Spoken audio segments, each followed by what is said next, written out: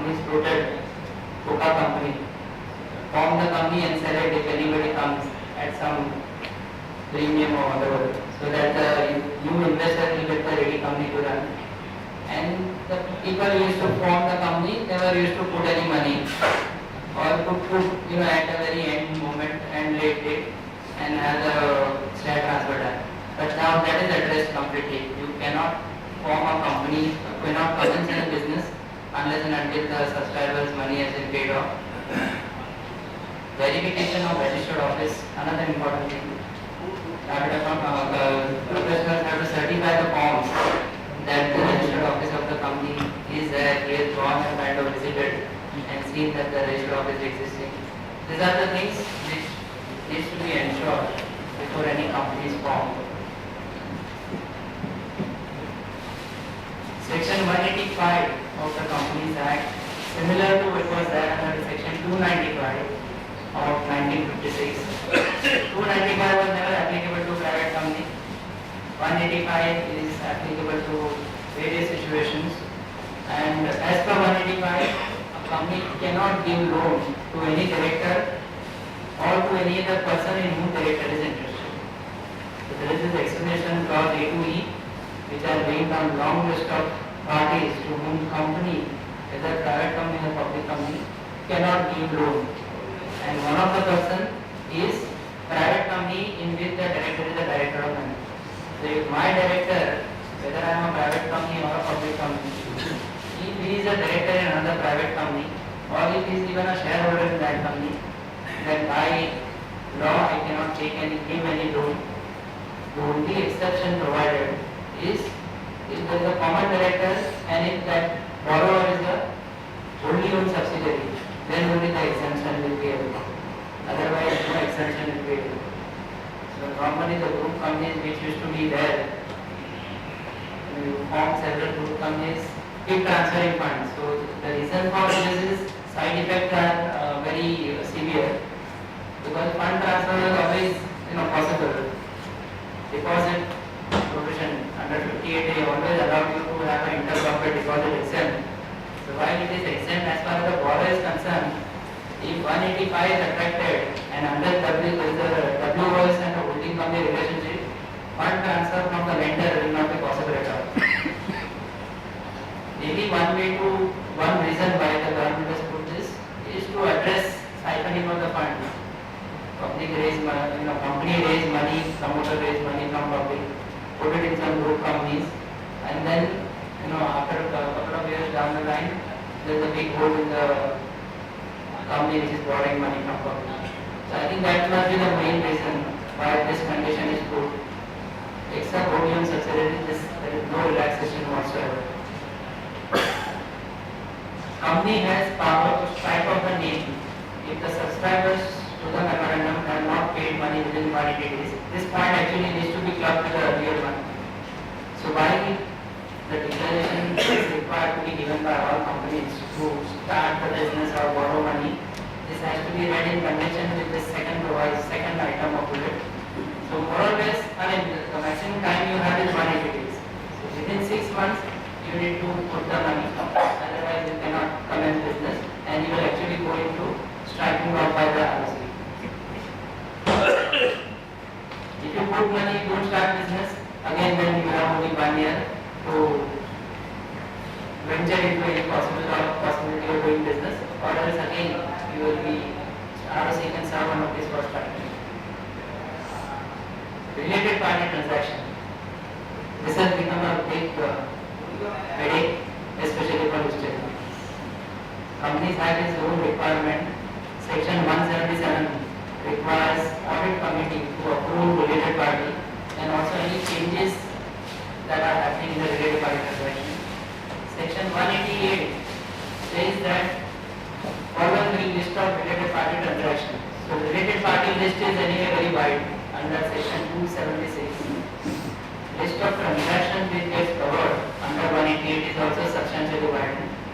It includes any and every possibility under the sun. If you are a listed company, then even giving loan is also covered. So the long list is covered. Giving immovable property on lease or rent is also now covered. So sale, purchase, supply of goods, material, services, property, each and every element is, getting covered under this proviso. What law requires is you don't have to go to regional director or ROC for approval, but you ensure that you have proper mechanism to do a related party transaction. The government has no objection in you or companies rather doing any related party transaction, but it says that if the transaction which the company is entering into is in the ordinary course of business and at arm's length basis, then there is no obligation for the company to do, no board approval required, no shareholders approval required. All that the company need to do is at the end of the year in the director's report, they have to make certain disclosures, and those disclosures are if there are any material contracts or arrangements, those have to be disclosed, regardless whether it is at arm's length or not, or any transaction which are not at arm's length, regardless of materiality, has to be disclosed. So essentially we are talking of two conditions to be complied so that we are out of the requirement of taking board approval or shareholder approval and just making the disclosure in the director's report. Number one is ordinary course of business, so which possibly can be established that I need to carry out this transaction as part of my normal sale or purchase of goods. So if I take from third party, if I take from the very related party, if pricing benchmarking can be done, then justifying ordinary course of business is not much of a problem. The important question will be arm's length.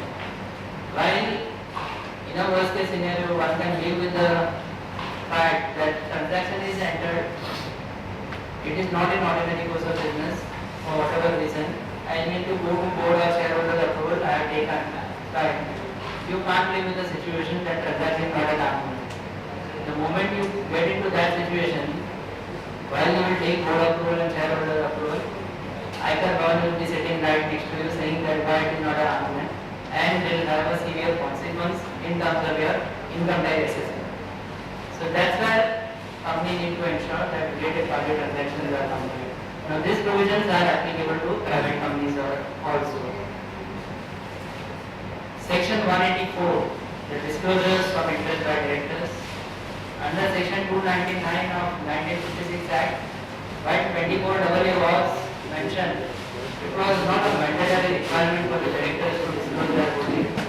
If any contract or arrangements are entered, if they had just made a mention of it at the time of board meeting when the transaction is entered, it was sufficient compliance.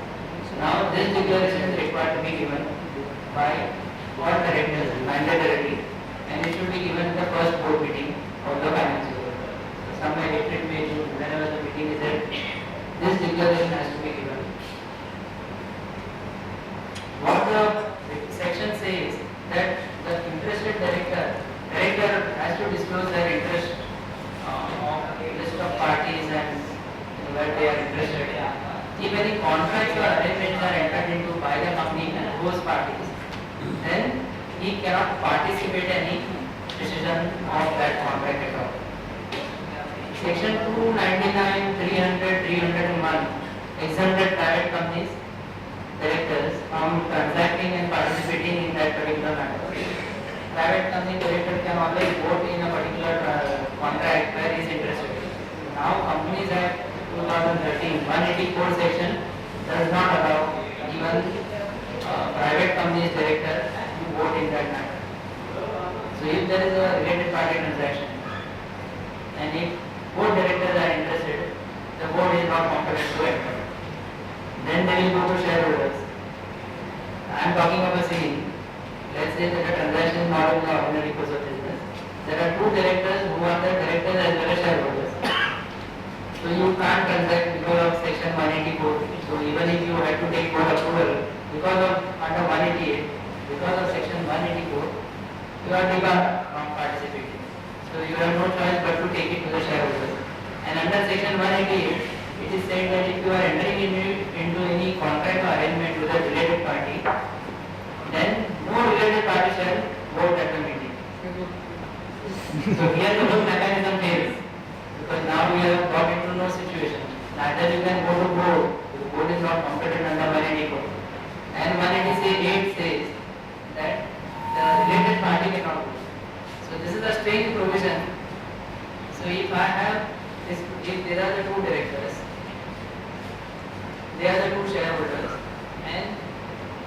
five such children are having a contract with the company, then because of 188, no related party shall vote. Not mentioning that the related party was interested to vote.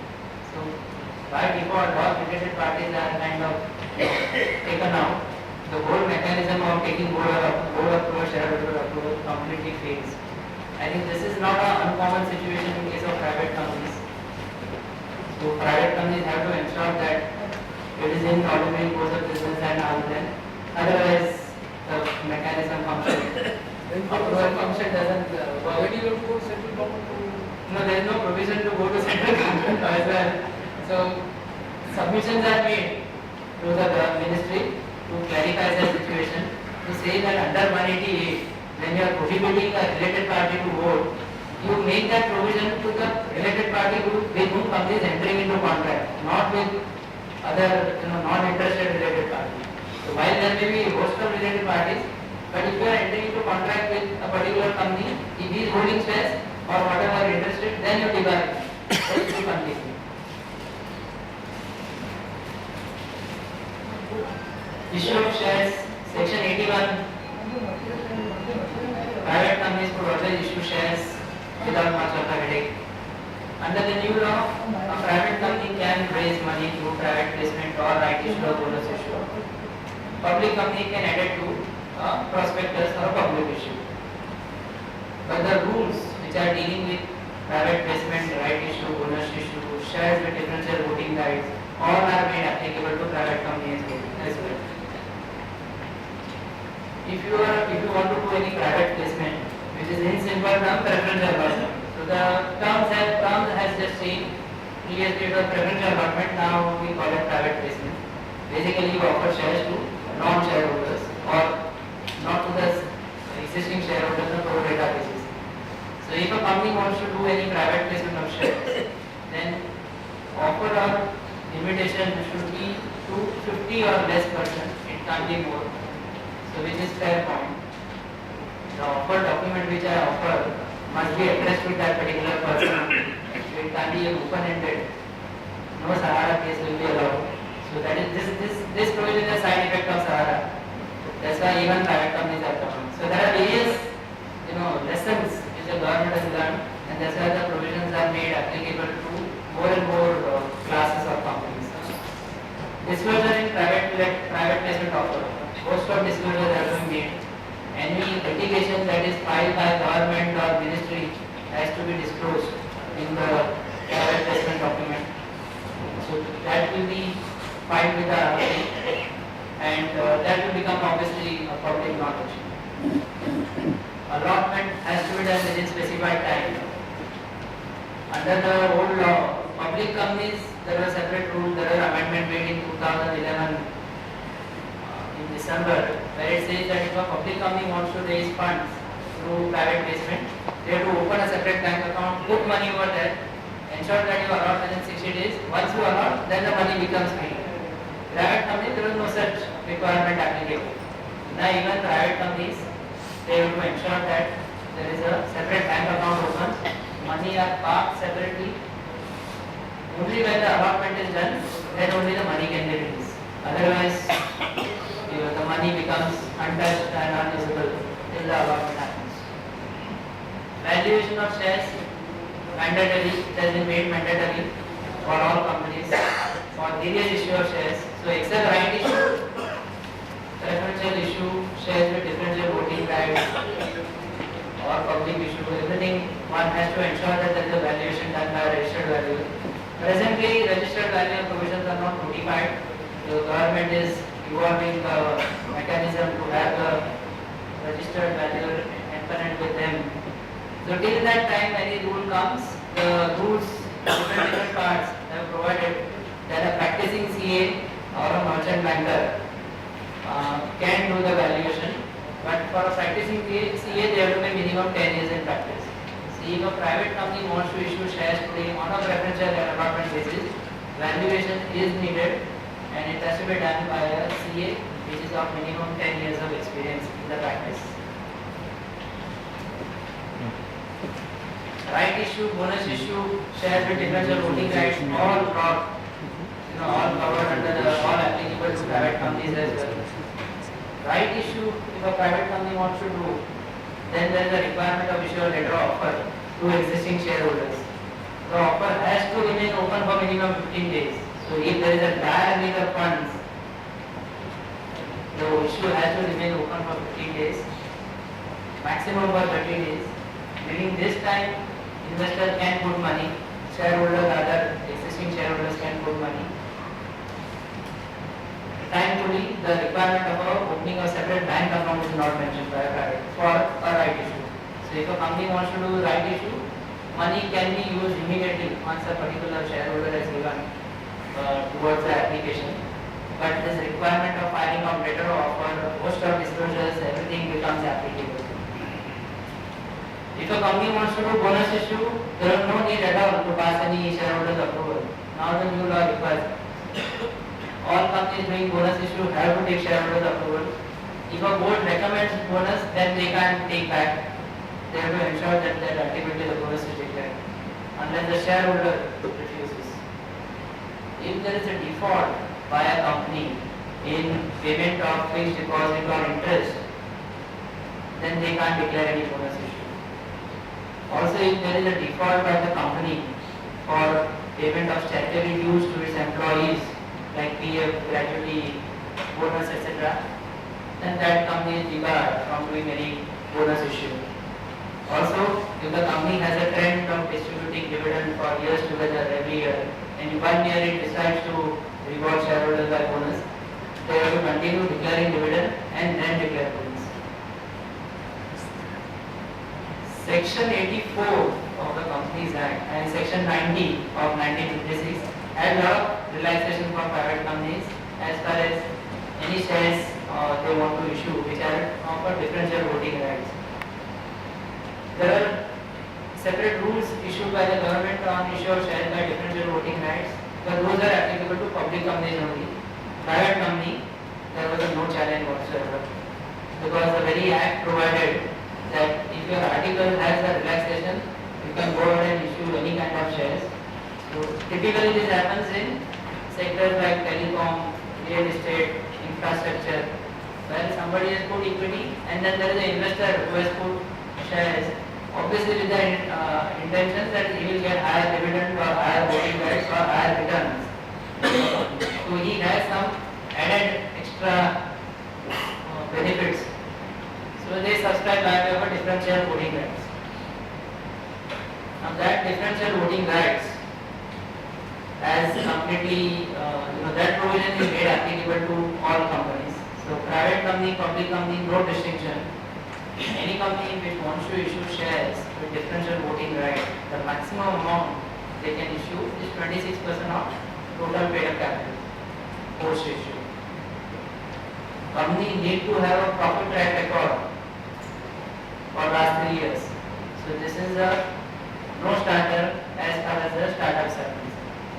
Startup companies cannot issue the shares with differential voting rights because they will not be completing 3 year itself of profit track record. Also, if a company has subsisting default in payment of dividend, maturity of deposit, redemption of preference shares, repayment of interest, then unless and until those defaults are corrected, you cannot issue shares with differential voting rights. Also, if a company is defaulted in payment of dividend to preference shareholders or making term loan, payment of a term loan to public financial institutions or banks, and there is even default of interest, they cannot do. Statutory dues to employees, if there is a default, then company cannot make any differential issue rights. If they are penalized by court or tribunal in any of the past 3 years under certain laws which are laid down in the rules, company is completely debarred. One point which is more important, preference shares. Under the old act, preference shares can be, cumulative or non-cumulative as far as dividends are concerned. Same continues under the new law also, no distinction whatsoever. But there is a different treatment under the old law for voting rights as far as non-payment of dividend was there, if there were cumulative shares or non-cumulative preference shares. Now the new law has completely ironed out those differences. If the dividend has remained unpaid or not declared for a period of 2 years, then all those preference shares will get a voting rights. So private companies, if they have issued preference shares on which no dividend is declared for the past 2 years, then they will come within this end.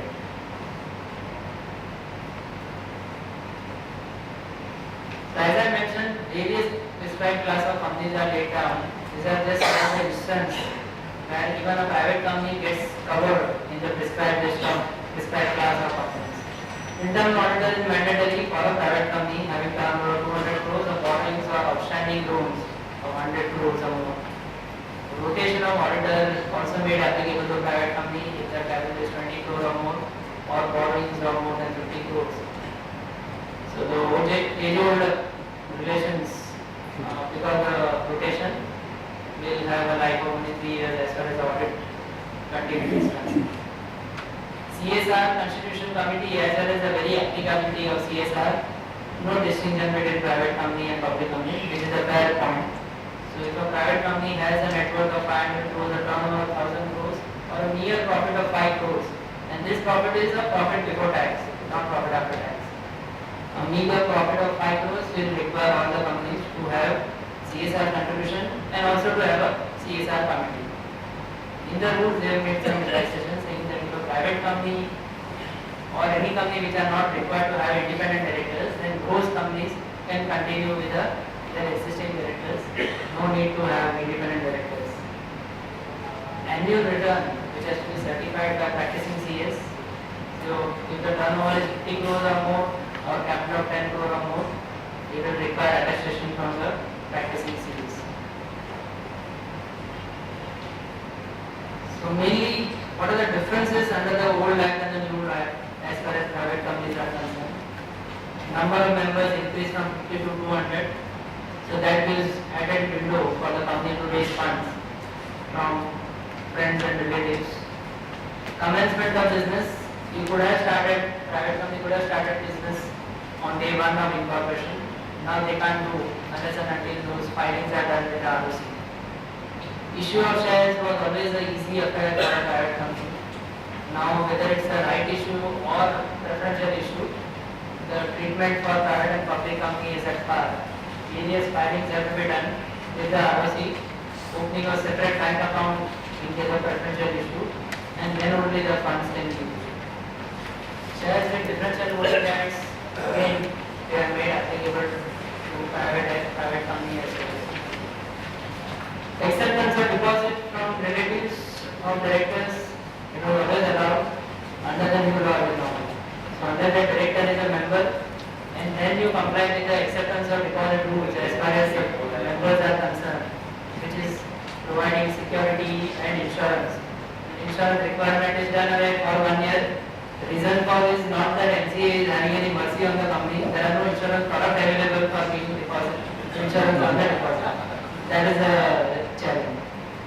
So no insurance company so far has been able to develop that product for giving you insurance, and people have represented because of this. Ministry said that okay, till 1 year you can go ahead and raise without the credit, without the insurance.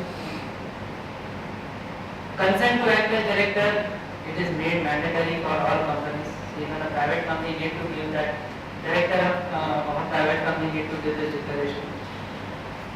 All companies need to have resident director, at least one, who has been in India for at least 1 to 2 days in the past previous calendar year. So it's a calendar year. If you are appointing now, he should be resident in India, that is staying in India for 1 to 2 days or more in 2013.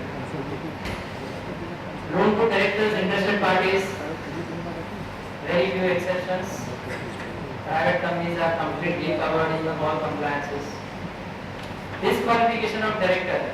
If a director under 274(1)(g), if I was a director of a private company, and if that company had recorded and filing accounts, annual return, non-payment of deposit, interest, whatever, that would not have made me disqualified from getting appointed in any other company. Now new law says that the moment you attract that disqualification, you will be disqualified altogether. So the whole rigor of non-compliance by in a private company where I am a director, I will not be, cannot be appointed in any other company whatsoever. So wherever our clients or our employers are director in any company or ourselves are director in any company, private company, if there are this disqualification, this needs to be immediately ensured and checked. Because otherwise, technically you cannot be appointed as a director of any other company. Consolidation of accounts made mandatory for all companies, so private companies also no exception. Intercompany loans and advances, section 186 corresponding 372A of the old act. Now they are made applicable to private company as well. No distinction, no relaxation to private company. So if you want to give any loan, if a company wants to give loan to any person, and that person will even include an employee. So an interest-free loan which was given by a company to employees were earlier not covered under 372A because that was not a person. 372A always applied to a loan to a body corporate. So employees were individually exempt. Now new law does not give that benefit. If you had given any past employee loan, then fine. If you do any rollover or want to give any fresh funding, then you have to ensure that you give as per the minimum rate, which is the yield on the government securities or equivalent tax. So if you want to give 2-year loan or 5-year loan to MD or employee, you have to ensure that this minimum interest is charged. Limits the number of companies in which a person can be director. Earlier, directorship in private companies are not counted at all. The overall companies were 15 under the old law. Now new law has increased the limit from that to 20.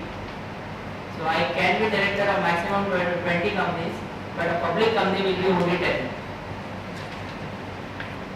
So that private company now also comes in the counting.